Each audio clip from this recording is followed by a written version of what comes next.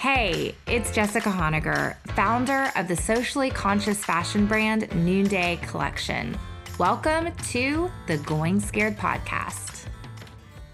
Today's guest on the show is my dear friend, Rachel Hollis, and we might as well have been sitting at Torchy's Tacos with queso and margarita in hand. We had such a great conversation. If you don't know Rachel, she is a best-selling author and just released her newest nonfiction book called Girl, Wash Your Face. She's a TV personality, in-demand speaker, and the founder and CEO of Chic Media, the foremost authority on premium digital content for women. Though you're going to hear about her going scared and making some shifts around that. She's named one of Inc. magazine's top 30 entrepreneurs under 30, and she uses her infectious energy to empower women to take control of their lives and pursue their passions without fear. Sounds familiar.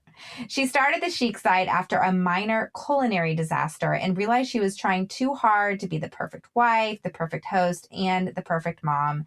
She decided that someone else needed to show her how to do things. She wanted to try to make things that were cool but not fancy. She wanted to cook food that was delicious but achievable. She wanted to figure out what to wear but couldn't afford anything beyond the clearance rack. She also needed to accomplish these things in a reasonable amount of time, especially with her career and 4 kids. When she couldn't find the type of content she was looking for, she decided to go and create it herself, with amazing results. She's motivational, inspirational, always approachable. Rachel's tell it like it is attitude is a refreshing approach that allows her to authentically connect with millions of women around the world. Today's conversation is really just a peek inside our friendship and a coaching conversation about how to continue launching new things and going outside your comfort zone even after you have experienced success. I can't wait for you to tune in.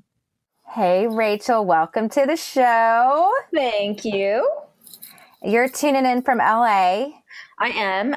I have my headphones on, and below my headphones, I've got some giant noonday earrings. So I'm perfectly prepared for this podcast. That's good. And noonday earrings, they help you just really bring the magic. They really do. I'm wearing those ones. I'm sorry, I'm not cool and I don't know the names, but it's like all sorts of fun things hanging off a gold hoop.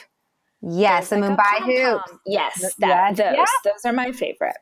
They're the best because you get to choose your own adventure on those. I know. I did. I took like the shark tooth off of it today and just went full pom-pom. So I'm full pom-poms.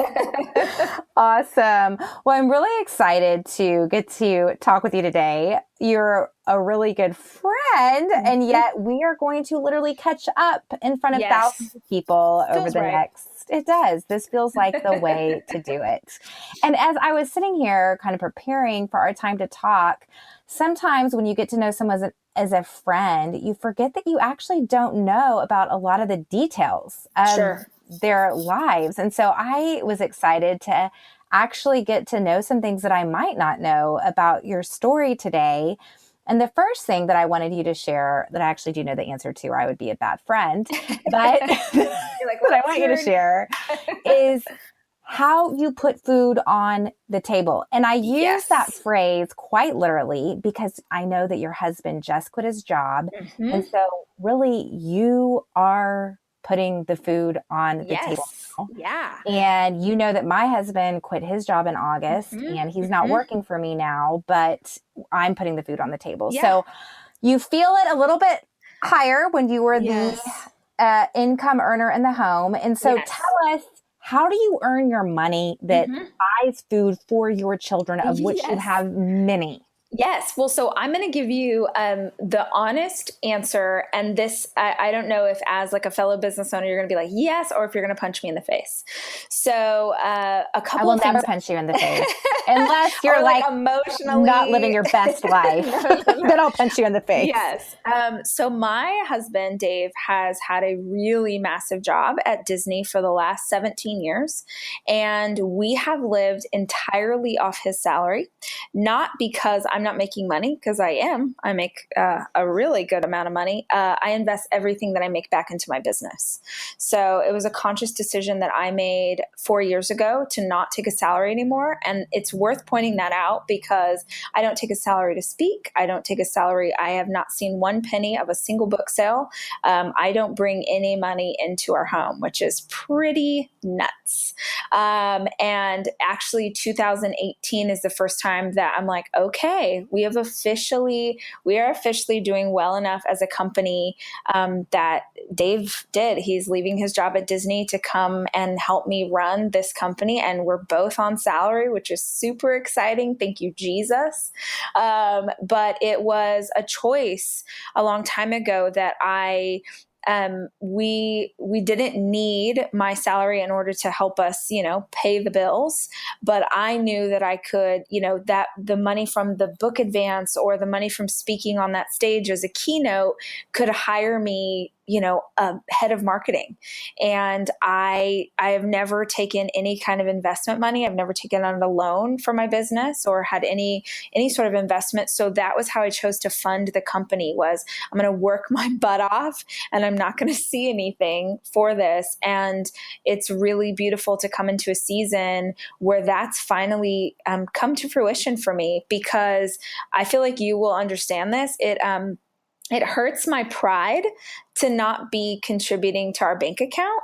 I really, I want my money going in there too. So I took a gamble that it would be worth it. And now here we are. And it worked.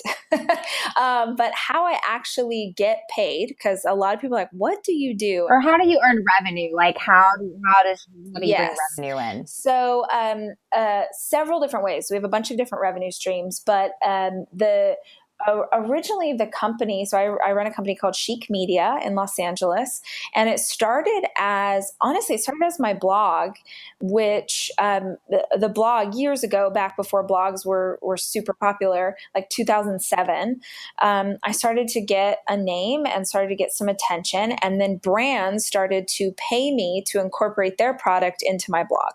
And I had no idea what in the world I was doing, and nobody read it or cared about it but my mom. And just over time, I figured it out. I paid attention. I looked to see what other people were doing, and I started to build it into something that had a little audience. And the influencer, that wasn't a word. They just said, hey, we're calling from Eggland's Best Eggs, and we'll give you $200 if you put our eggs in your next baking recipe. And I was like, wait a minute, there's a business here. So I had run this events planning company forever, and I was very successful because of the relationships I had with really high-end clients and brands. And so almost immediately with that first brand, I thought, wait a minute, how do I make this bigger? How do I pitch them on the idea that we're going to do 10 posts together instead of a single post? How do I talk to them about doing something that'll be worth $5,000 instead of $200? And I think that I experienced the success that I did because I never treated, even though it was blogging, I never treated it as a hobby. It's like, if I'm going to spend the time on this, if I'm going to invest my brain and my energy and time away from my kids and all of that, like, we're going to make some money. I am a business person. I'm here to make some money. So, so that's how it started. And eventually it got to the place I slowly started to scale down the events and ramp up the blog work. And I think I'm a pretty rare person in that I had a blog that was very financially successful, and I had a staff of people who helped me produce it. I think there's probably less than 50 bloggers who could say that. And we did it for a really long time. And I want to say maybe 3 years ago, brands that we were working with on, we call it a promoted post. That's when we incorporate their product. Someone said, do you do white label content? And as a business owner, I have never one time told a client that I didn't know how to do something. If someone wants to offer me money and it's anywhere near my wheelhouse, I'm going to take it on. So as I'm on the phone with this client, I Googled white label content because I didn't know what she was talking about. And it turns out it's when you're creating content for someone else that they then get to own. So all of a sudden, this whole new revenue stream opened for me, because white label content, you charge about 4 times as much for it because you don't get to retain the rights. So behind the scenes, my company was quietly doing branded content for some of the biggest companies in the world, Walmart and Target and Disney and your Rubbermaid. name wasn't on it. Nope. It wasn't about Nobody Rachel knows. promoting. Nope. It was just, it's like they were hiring you as a creative agency. 100%. So that's what we have done for the last 2 years. And we are making some big changes, did decide to make some big changes in that we, simultaneously, we're doing all this white label content as a creative agency. And then I had this big platform. I have a big social media platform. And so I call them my tribe. So my tribe for several years had been asking, would you do a live event? Would you do a live event? Would you do a live event? And I knew how to produce events. And so we started small. We'd say, hey, I'm going to San Francisco on business. Meet me at this wine bar. And at first it was 20 people, and then it was 50, and then it was 100 and 150. And all of a sudden I'm like, man, there's something here. I know you tap into this so beautifully at Noonday, but women want community. They crave it so desperately, and they need oftentimes businesses or other people to create a space for them to come together. So we produced last June in Austin, we produced our first live event, and we had about 200 women come in from all over the world, and we did not know what we were doing. And of course, I look back on like the pictures of the stage design or just different things. You're like, oh my Lord, this beautiful. is so fun. I was there. I loved it. No, you're very sweet. But like, we didn't have everything nailed down, but what we did excel at was the programming and the opportunity for women to love on each other and go to a dance party and drink wine and eat queso. And it was so much fun.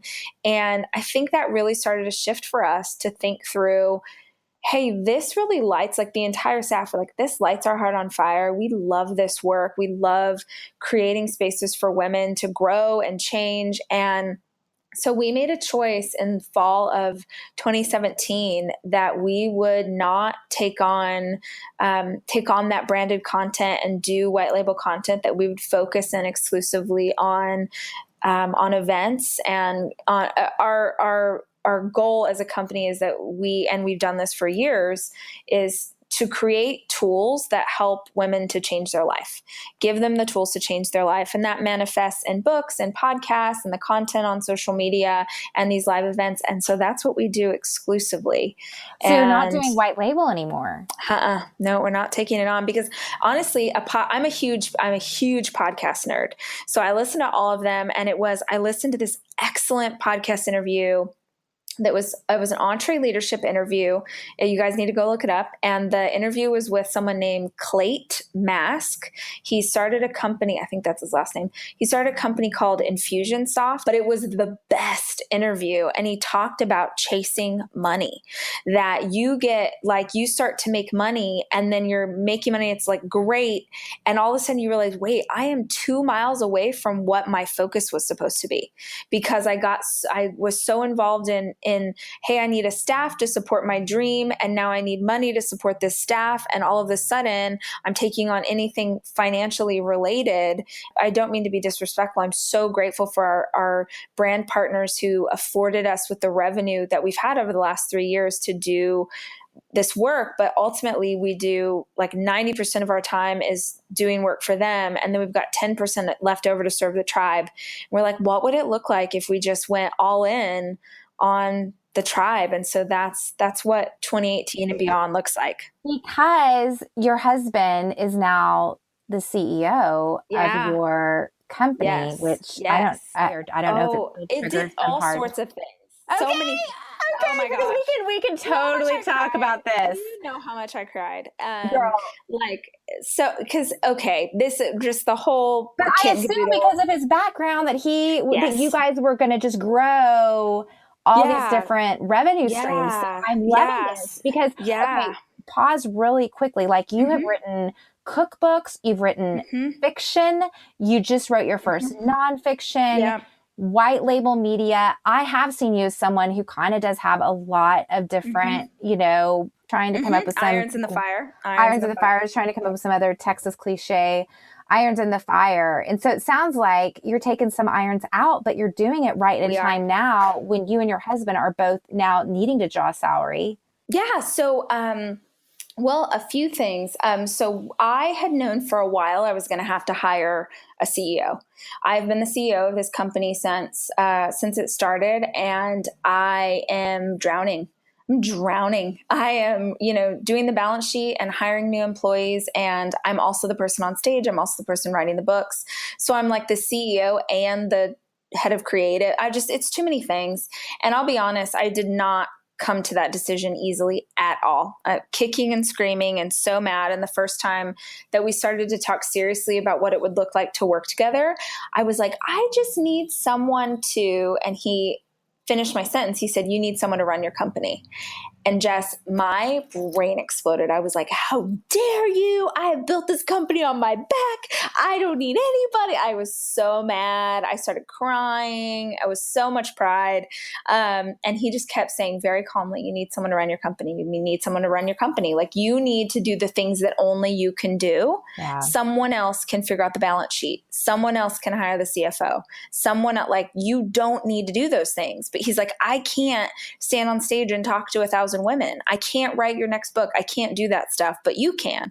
So I ended up talking to Megan Tampty, who we both know and love, who is the co-founder of Evereve that she founded with her husband. And I was like, girl, tell me all the things. Like, have you ever had an experience like this? And she's like, yes. And I can tell you that every time that I have come up against this, like, I'm freaking out, you're overshadowing me, whatever it is. She's like, it's always my pride talking. And I was like, yep, that is exactly what it is I had this, truthfully, I've psychoanalyzed myself enough to know that I have this fear, like, okay, I've been able to take it to, the couple million in revenue, and he's going to come on board and we're going to grow by 10 and everyone's going to say it's because of him, which is like so dumb. But that's honestly that's my fear. And then I'm like, wait a minute.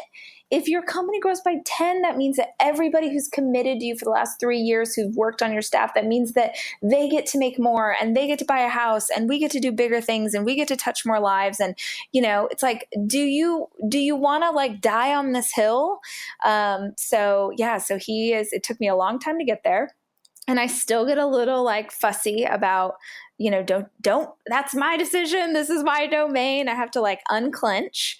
But so he is going to be CEO. And it was a huge day in our marriage where I came to him and said, okay, I think you should be CEO and I'm going to be CCO, because honestly, that's where my heart is. The creative that we do and the way, the visual, the experience for our tribe and our customers, that's where my heart is. Honestly, if I didn't have to look at another spreadsheet as long as I live, I'd be super happy. So that's where we're at. Girl. Well, and it really is. Thank you for sharing that. And it really is, do I want this to be about me or do I want to scale? Because I think that every entrepreneur in sort of that, 5 million and below, there comes a point where you're like, is this going to be a lifestyle brand where I'm going to get to draw, do what I want to do, but then also the money I need to make, or am I ready to actually scale and think long term? And so it's such an interesting crossroads to come to. I know I came to that crossroads pretty quickly when I took on a business partner, and it was the same thing. I mean, I was 100% founder of my company, and then I had and I think the fact that it was a man, say that is exactly it. I was exactly no, no. But it's funny. I had this conversation recently with a girlfriend who has a similar scenario where she had to hire a CEO outside the company. Same kind of thing. She's a personality and she had to hire a CEO, and the CEO is a woman. And she's like, that has its own psychological stuff. Right. Because now I'm like, you're on my turf. Who do you think you are? Oh, she's cuter. They're going to like her better. It's just all the psychological, all the things. And it's so good to work through that. And you're going to get on the other side and there's growth. You just you got to shed one skin to be able to. Yeah. So I'm super excited. And because somehow that decision is landing you guys in my very own backyard, which is insane. We're so excited. Yeah. So we honestly, I don't even know if I've I've had this conversation with you, but this has to do with Noonday. You were the first company, I don't know, maybe two, whenever I was at Shine, y'all gave me a tour. Yeah. And I was like, oh, your offices are so cute. And in LA, LA is where we're based. It's so expensive. Right. It's absolutely bananas. And I remembered walking through your office like, oh my gosh, your office is like 7 times the size of ours. And look at this and look at the layout. And it's so fun. And they have a kitchen. I don't know, just like all these things. And then I had the opportunity to visit a bunch of different companies. I now realize God was like, hello, pay attention. But I went to Ramsey outside of Nashville, and I went to Evereve in Minneapolis. And I started to think like, wait a minute, I can do this job from anywhere. Yeah. Like we could have our headquarters anywhere. And what would that mean for our staff? What would the quality of life be like if it wasn't so expensive? And what we could own our office instead of leasing it, and just all the things. So we started to dream on that, but that was because it was you guys first that I was like, I want an office like this. I'm so glad my office was inspiring, because I apologize to people when they come to my office. I'm like, I'm sorry. We're not VC funded. We're bootstrapped. So we just kind of like collect furniture along the way. Yes. I think it's because I compare myself to Kendra Scott, which, by the way, is a $1 billion company. She has like a pedicure manicure bar in the lobby. Yes. That's so funny. I just was on their blog because now I'm like looking at everybody's offices.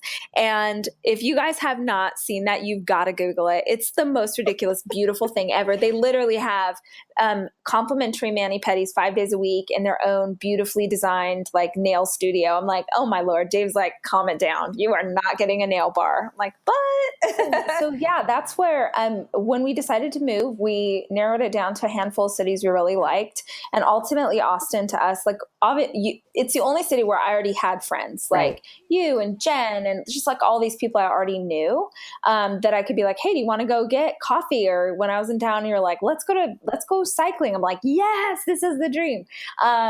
So that, and also Dave really felt strongly that he needed to leave Los Angeles. He's been in the entertainment industry for 20 something years. And he really felt strongly like, hey, if I'm here, someone's going to come and dangle a job that's going to feel too good to turn down. And I need to like remove the temptation because I want to go all in. So that's why Austin, and we were there last week on spring break with our kids, and just, it feels so right. We were all sad to get on the plane. Like, we're so excited to move. But this is still insane, Rachel. Like, you've got four kids. You are uprooting from LA, which you've been there for over 25 years. You're moving to Austin and actually out to the like a country, more area. So this podcast is all about going scared. Mm-hmm. So tell me how this has sort of taken you, maybe even beyond. Like I know you see yourself, you certainly are a brave person, ready to just get out there and risk. And how has this been, if you have a courage meter of 1 to 10, how much courage is this decision required over the last few months of I remember you said this to me, and it's so great. You were like, I don't remember your exact words, but you were like, I never felt like, as an entrepreneur or whatever, like it never occurred to me that I believed in my dream so much that it didn't even occur to me that it could fail. Right. You say something like that much more eloquently, but for me, this doesn't feel courageous. This just feels right. Okay. I have, and let me like explain that a little bit. Like I am so tired. I'm beyond.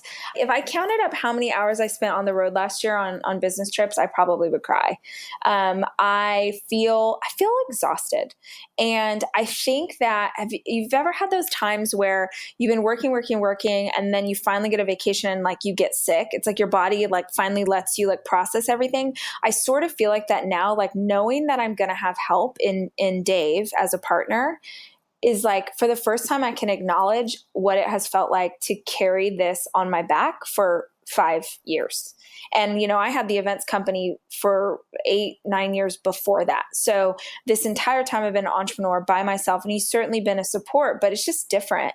And so like, I am so so excited to just make the change. And so for me, moving is us making this change and me getting help. And so it doesn't feel courageous. It feels like, thank you, Jesus. Yeah, I hear that. Like I can't wait for y'all to come out to the house, but our house is in the country. It's not in Austin. And that was not, if you were like $1 million, will you ever live in a town with 1,700 people? I'd be like, you're crazy. But we drove, I told Jenny, who was a real estate agent, I'm like, rest. She's like, what are you looking for this house? I'm like, rest. I want to stand on my front porch or my back porch, and I do not want to see another house. I don't want to hear cars. I just want rest. And we did not intend to buy the house. Like, we were on a scouting mission and we went around, and it was the last house we saw after 2 days. And we were just like, oh my gosh, this is our home. It doesn't feel to me scary. What you would say. I have that same mentality of you of like, oh, it's not even a question of whether or not this direction is going to work. I feel like we made the decision. I feel like the universe has just risen up to meet us. Yeah. Like, there's so many people who are like, oh, let's talk about this incredible project that you can work on. So, that probably, if there is an element of nervousness, it's working with my husband. What does that look like? How does that feel? And is there a financial nervous thing at all, knowing that now, like, you're both going to draw salaries? Or truthfully, no. Okay. Because we have a beautiful savings. If we have like 2 years, we could live and fully run the company. People or something? No, but we are big savers. Okay. We should be Dave Ramsey people. I need to be like that. But yeah, we before we made the decision, we calculated. We were like, okay, if we didn't earn one more single dollar in revenue, if we were not able to draw any kind of salary, how long could we live here? And it's 2.5 years. That's awesome. So we're fine. And we also know the projects that we have that we haven't even announced yet. So we're like, here we go, everybody, let's do it. Yeah, I worked with my husband for about 10 years, and we... Oh, really? Oh, yeah, because you guys did houses. We flipped houses and did real estate, and it wasn't the best fit for us, but I have seen it work so well in so many other situations. I don't know yet. This could be like, we could be like, oh, this was dumb. I have a feeling that's not going to happen. Yeah, we did. We have like laid out really clear dividing lines. Like, you cover this stuff and this stuff is mine. And here's the team, because we're moving. So we'll have some of the team is moving. We're moving them to Austin, and then we'll have a small satellite office here in LA. And we've divided, like, this person's on your team, this person's on mine. And so here we go. So exciting. I think, like, if we want to keep with the theme of going scared, it's worth saying I am 1 week away from this year's Rise conference. And we have just under 800 women. So last year we had 200, this year we have just under 800. That feels like a massive responsibility. Uh-huh. That feels like, holy crap. Last year we only had one. We had 1 day. This year it's 2 full days of programming. So that is, I won't even call it anxiety. I'm just going to call it excitement, because I don't want to give anxiety the power to have any space here. But this is audacious. This is crazy, because these aren't even women who know what a personal growth conference is necessarily. They have no idea what to anticipate. They don't know what's going to happen. So I have a random friend, by the way, who's a realtor who I haven't talked to in years, who knew we were online and reached out to me by email, was like, I'm going to this Rise conference. Do you know anyone else that is going? Cool. And I was like, oh my gosh, that's crazy. Yeah, no, it's going to be great. And I just we had the meeting today where we went through the timeline. I'm like, this is going to be great. And I'm just going to keep telling myself. It's going to be awesome. It's like, I mean, I know it is. Awesome. Yes. And you just have to focus in on what you believe something's going to be, not on all the what ifs, because the what ifs they don't serve you in any way. So we're just going for the prize. Okay. And it's funny because Travis and I just hired an executive coach that it's so intense. We're working with her. I know you're going to get the goods on that. Will you give me that name? Yeah. I've wanted one forever. And I just don't even know where you find them. So you tell me when you're. I know Megan has one that she loves. Okay. Like everybody I admire in business has an executive coach. I'm like, I got to get on Well, this. guess what she's doing this week? She is interviewing 5 stakeholders in my life and asking them how they experience me. And then she's going to Oh my give a gosh, that's whole intense. 360 view of me to myself. Wow. But one thing she recently said is because, she's like, this podcast going scared, just by talking about fear, are you giving it some energy? And I'm like, shut up. It's like, come on. Wow. I don't like what you just said. Crazy. I don't like what you just said. Yeah. Okay. So you're not anxious about it. You are excited, and it's going to be so awesome. But I know the energy that comes when you're about to do a huge event. It's a very unique energy. Yes. And you're like, and honestly, you just get closer to it and then you're swept up in the wave and then all of a sudden it's over. You're like, what even just happened? And then you're really exhausted from the adrenaline hangover.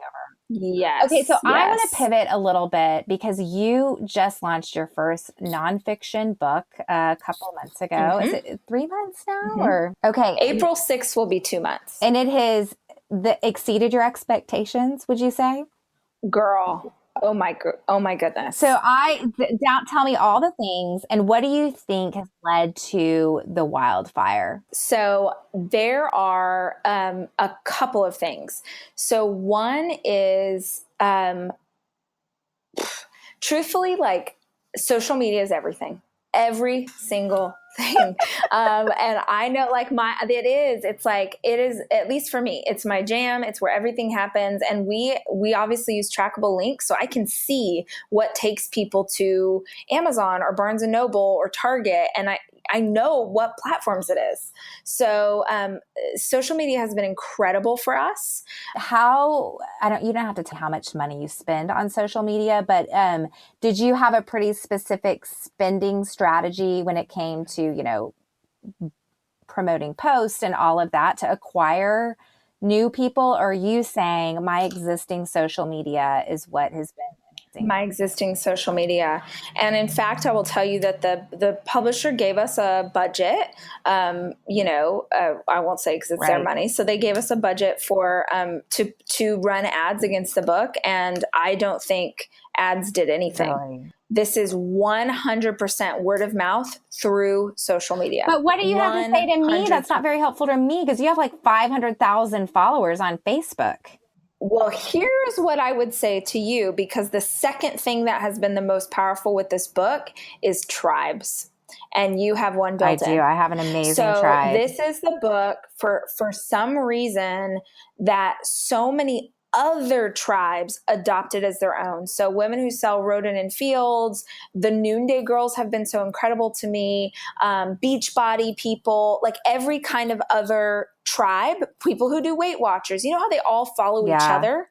So one woman in a particular tribe, like through nothing that I did, would pick up the book and she'd post it on her social media, and then her tribe would get it. So if we did something well, I think it would be really encouraging your existing tribe, because your tribe obviously belongs to other tribes. Have you ever read Tribes by I haven't.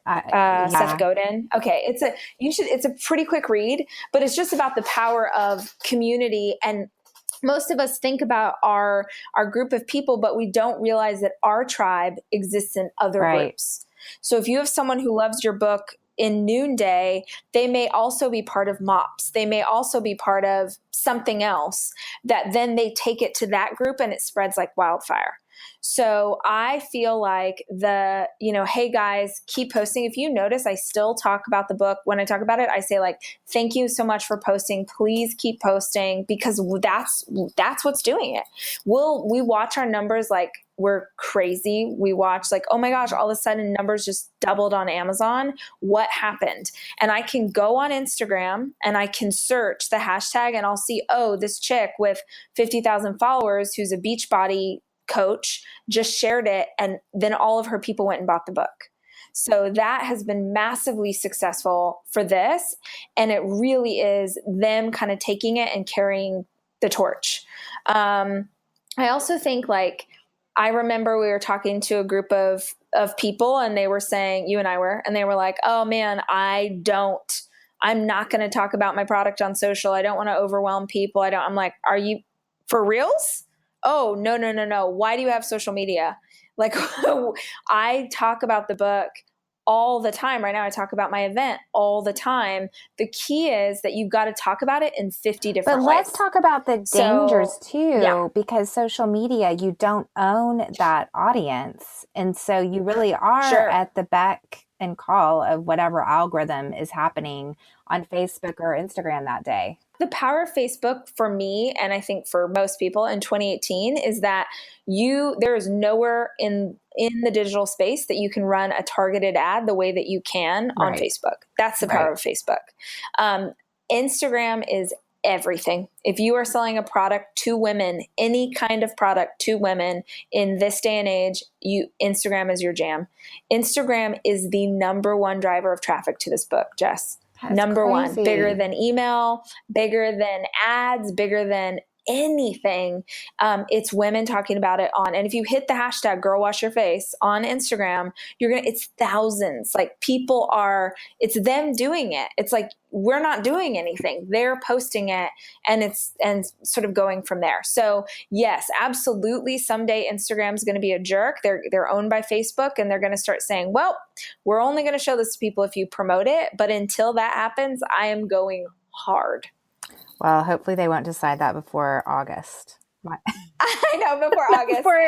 But yeah, so I just do it a bunch of different ways. So like you'll see a picture of a hand holding the book. You'll see quote cards from the book. You'll see me talking about writing the book. Like, what are the 50 different angles associated with this book? So you just keep it top of mind for people, but you're not sharing the same information. Right. Right.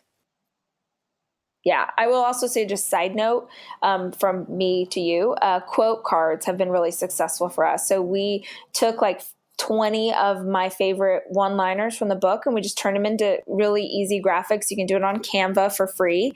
And those are great because people always tag their friends when it's a quote that is valuable to them. And then their friend's like, oh, what's this quote? Let me go get this Because book. that means I had to have good quotes in my book. You know you do. Shut up. You know I'm you have just good kidding. quotes. I'm playing. Okay. I want to talk about your tiredness because that is real. And we have not done a podcast yet on the Enneagram. So I've been careful to not throw it out there very often, honestly. Like this might be my first time to mention it because not everyone knows what it is. And I eventually am going to get a guru on and I'm going to convert everyone who listens. Yeah, what's that one guy who wrote that one guy? He's done a ton of podcasts. Well, you need to there's get him. Ian, actually, that's who I learned, Ian Crone. Oh, yeah. I learned the Enneagram from him. I was with him for a whole day and that's where I kind of figured it all out. But that's awesome. Coach is also like, but she's like 30 years goes back to here. Anyway, it's kind of crazy. But I mention it now because I know that you are, according to the Enneagram, this achiever, right? Mm-hmm. What are you? I'm a 7. I'm the enthusiast. So I like to do a lot of things because it's fun and it's an adventure and let's make it big and better. And it always needs to be bigger and better, always. Yeah. But it comes from a different place than the achiever who really sets goals and achieves. And so tell me a little bit about your experience as an achiever and how are you holding these tensions of going after what you want and then noticing like, I need rest. Yes. So it's probably, you've ever heard that quote, your greatest strength is your greatest weakness. And for me, the ability to achieve, that's my greatest strength. And it's also my greatest weakness because I don't know how to shut it off. And I really struggle. I actually talk about that in the book. I have a chapter on being a workaholic. It's something I really struggled with a lot in the past and it still pops up now. But learning the Enneagram number was really helpful for me because it will tell you as you're reading about your number, it'll tell you what causes it, like common causes. And I got to be honest, I really thought I was the only one who had a childhood like mine that set me up to be an achiever. But if you read the Enneagram, like it's often children who are, for whatever reason, good or bad, they just didn't get a ton of attention or focus as children. And they learned that if they did something good, that people would notice them. And to a child who doesn't have it, notice equals love. So I learned early on that if I got an A on a test, if I got the part in the school play, if I scored a goal at soccer, that, I got applause and cheers and my parents were proud of me. And the second that was over, I went back to largely kind of fending for myself. And so there then is a desperation to constantly achieve and constantly get approval, because that is how people will love you. So that was incredible for me, just to understand that I wasn't the only one. And I've met other threes who are like, oh girl, well, let's talk this out all day long. So I still really struggle. And I think it's such a beautiful gift, because look at what I've been able to do with that drive and determination. But it becomes a negative when, I tell you, like, I'm so tired. I'm so tired. And now I'm also tired because I'm coming off a season of this book coming out. You're going to understand this. We're going to talk like mid-September, and you're going to be like, I don't even know what is happening in my life, just because I did, 100 podcast interviews and I traveled constantly and I'm doing speeches and all these things to support a book. That's why I'm tired, is I've just come off a crazy season that feels like it is not ending. And the hard thing is, as a 3, which is the number for achiever, as a 3, it's hard for me to turn things down. So a great example of this is, I said like 6 months ago, I'm taking the week after Rise off.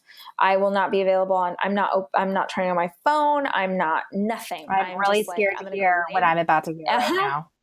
And I'm going to go lay by a pool and I'm going to just like live my best life. Well, then, it was like a joke. I'm like, I'm so ready. And then I booked the Today Show. Stop it. No, which is like, of course. Well, but you kind of can't say no to that. So that's a very unfair option. But it feels like honestly, I feel like I've had 9 months of, you can't say no to this. That's what happens and with success. The achiever in me is like, yes, right? So now, like, I was supposed to be a whole vacation, and now we're going to travel to New York, and I'm not complaining. I'm so freaking grateful for the opportunity to do the show. I've never been on it before, but we're now going to do like 2 days in Mexico on the back end and then fly back home. And it's just not what I was hoping for. So I'm not complaining, but there is a, I don't know if this is everybody, but it's definitely my mentality of like, I'm nervous that if I don't take advantage of it, it won't be there. And probably, you talk to me in a decade, I'm going to be like, oh, that poor 35-year-old version of Rachel who just didn't understand that scarcity is not real. And of course you're going to have other opportunities. You got to take care of yourself. But for right now, it definitely manifests in great ways and in negative ways. At least you're noticing that you had an intention that you're not following through with. And perhaps next time you can already have the tickets booked to Mexico and like prepaid like a really expensive hotel. Totally. Like, sorry. It was so funny when the publisher, the PR person of the publisher was like, oh my gosh, like they called freaking out. And then it was like, it's on April 11th. And I'm like, of course it is. Of course it's on April 11th. But Rachel, that's really cool, because I mean, shelf life of your book is still just going, because that'll fuel a whole nother that's the problem though, right? Because now that's gonna just keep adding fuel to the fire. Yep. There's so many, it's really, I mean, like when we hang out again, I'll tell you all the things that are going on. There's so much stuff. Like, you're like, we're taking irons out of the fire. We are, but we're also putting some new ones in. But they're focused. They're focused on your future that you want to build. Very focused. Yes. Okay. Yes. I feel like I've had a personal conversation with you for the past 45 minutes. I'm like, has this been helpful for people listening? We wouldn't in-house. Yeah. I don't know. Probably, or maybe not. But you just heard what it sounds like when Jess and I go to Torchy's, except there was no queso involved today. Yeah. Okay. I do want us to leave with something specific for our listeners. And let's just, for a moment, you had already experienced success before this book with your nonfiction books. And it is different to launch something when you've already experienced some success. And I think a lot of times podcasts speak to the beginner, the starter, or the hustler who needs to scale. But what about for that person who has experienced some success already, and yet now they're trying the next thing, which that's what I thought the nonfiction book was. What would be some of your advice to that person? Well, I guess I would say I had experienced success. Not so Girl Wash Your Face is the most successful book I've ever had, and it's been out for 2 months. Congratulations. Thank you. And I'm really actually very grateful for that, like, snowball in my publishing career, that like this round sold, this many books, and then this next book did that. And it's been great because because I'm this person, I'm a recovering people pleaser. And so I'm already like, oh my gosh, the publisher's expectations for the next book are going to be too high. There were no real expectations here. So everyone's so freaking happy. So I think for me, I really appreciated like a slow, like, climb to success. I think what I was very nervous about with this book, was that this is my heart on a page. This is stories I never told, hard truths about my life, my childhood, things that people didn't know about me. And so I was nervous about what would it look like for this to fail, because now I had a lot more attention. When my first book came out, like, nobody knew who I was. So if that didn't do well, nobody cared. With this book, I mean, the day the book came out, I'll be really interested to hear your experience with this, but the day the book came out, I was a basket case. Like, I was crying so hard. Because I was just like freaking out. I was feeling all my emotions were so big. I couldn't, because I was like, all of these people who follow me on social media or whatever, like, they're reading really intimate stories about my life. And what if they don't like it? Like, if they like it, then it's worth tearing your heart out. But if it's not helpful to them, or they're like, she's a crappy writer, or this was dumb, then, oh my gosh, I ripped my heart out for no reason. So I think a lot of times this happens to us in business as small business owners or people who are trying to scale, that it's like, it takes everything. It takes your whole heart and your energy and your emotion and time away from your kids and your brain power and all these things to try and make something happen. And what if all these people watch you fail? And so I think a lot of times women will hold themselves back and really not do what they could truly do, because they're like, well, if I don't put everything into it, then it doesn't really count. It's not, then I can tell myself that I was just playing around, that it was just this little side hustle, that it was just a hobby. I don't have to call my shot. But I just don't know that it's possible to be who you were meant to be, to scale the way you want to scale, to build what you want to build, if you don't step fully all in, everything on the line. This is who I am. If you've seen The Greatest Showman, like, this is me. Like, take it or leave it. This is me. This is who I am. And I would rather put it all out there, even if it means that I'm going to go down in a giant crap ball of flame, than halfway try and be 90 years old and think, man, I think I could have been the Tony Robbins for women, but I was too scared to put it on the line. Or I think that I could build the biggest fair trade company on the planet, but I was too afraid to say, hey, I'm going to try this thing. Like, I would rather just try, even if it means that I fail. And it seems like so many of the fears you spoke to are really about how you want others to perceive you, Oh, and so 100%. And 100%. I think so much of healing from that is having a few people in your life where you can completely show up, be completely seen, be completely loved and accepted. And then I think that gives you courage to go out into the broader world, to know that's not always going to happen, but you kind of have those core people that do love you and accept you in spite of your success or failure or whatever else it might be. So real. That's so good. I hope I can be that for you, Rach. Oh, you are. You're such a sweet friend. I was telling Dave, a couple of days ago, you're just the queen of like, oh, I know 74 people who probably could do that job for you, or let me connect you with, you are a connector. I'm sure you've read that book. I'm sure you know this, but you are the greatest connector I know. That's the absolute truth.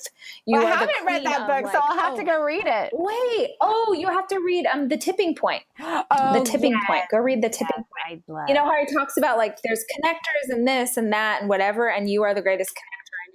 Because you're just like, oh, I know this person who knows this person. And you don't even wait for someone to ask you. You just are the friend who's constantly like, hey, I know you love the color pink and my friend only has a pink wardrobe. You guys should hang out with you. That's the dumbest example I could think of. But you are. I'm like offended if you haven't asked me to connect. I'm like, hello. Right. You're like, I'm here. I have these resources. Oh, that's so fun. I'm so excited for the success of your book. I think I was a little bit on pins and needles for you just because you had said this was your first nonfiction and I know you saw this and I'm just excited for all the stuff that lies ahead for you and excited to walk with you through it all. Thank you so much for joining today. Well, I can't wait to get my copy. I need my advanced copy of your book. Okay, so to celebrate you moving to Austin and us being on my first podcast together, I've been on days before. We are actually doing a giveaway to celebrate. And so when you subscribe to Days and you subscribe to Going Scared, you're actually going to be entered to win Rachel's new book and a whole bunch of Noonday. And we'll give you all that information in the show notes. That's so fun. Oh yeah, girl. So fun. Oh yeah. Well, thanks again for stopping in today. Yeah, of course. Thank you. I know your ears perked up at the end when you heard about winning a lot of free Noonday as well as Rachel's new book. And so I want to give you the details. If you haven't already subscribed, go subscribe to the Going Scared podcast. And then go subscribe to the Days podcast, DAIS. That's Rachel's podcast. And then send your DM to me or post about it in your Instagram story. Make sure you tag me so that I see it. It's at Jessica Honegger, JESSICAHONEGGER.